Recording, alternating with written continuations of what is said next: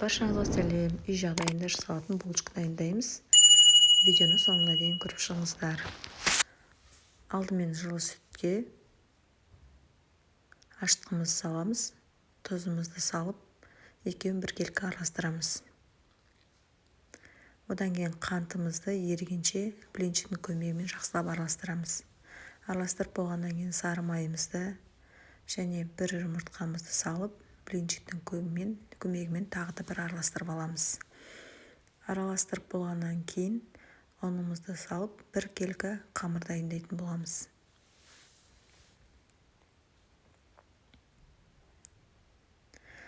Қамырды қолмен дайындап болғаннан кейін жылы жерге нанымыз көтерілгенше қоятын боламыз. Қамырымызды дайындап болғаннан кейін бетіне сұйық майды құйып, кішкене жағамыз. Қамырымыз дайында болғанша ортасындағы салмасын дайындайтын боламыз. Сүзбе және қант салдым және бір жұмыртқа салып, үшеуін біркелкі етіп араластырамын. Сүзбем дайын болды. Қамырым көтерілгеннен кейін ұн сеуіп, булочканы дәл видеодағыдай кесіп дайындайтын боламын.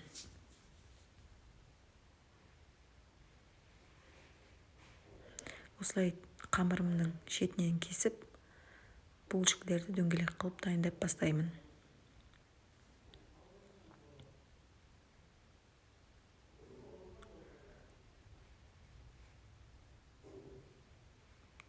Ұн сеуіп, оқтаудың көмегімен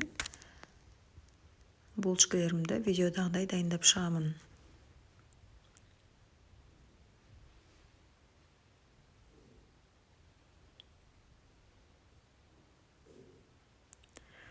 Видеодағыдай творогты салып, жаймен ашылып кетпейтіндей етіп жауып шығамын.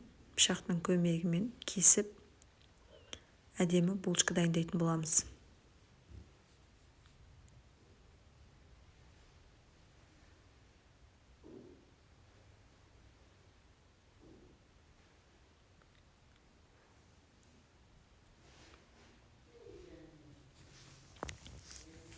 Булочкаларым дайын болды. Енді формама салып, үстіне пергамент қағазын төсеп, булочкаларымды жинақтап, әдемілеп салып шығып, бетіне жұмыртқаны жағып шығамын. Газде 180 градуста 25 минутқа қойып пісіріп алатын боламын. Міне дайын болды.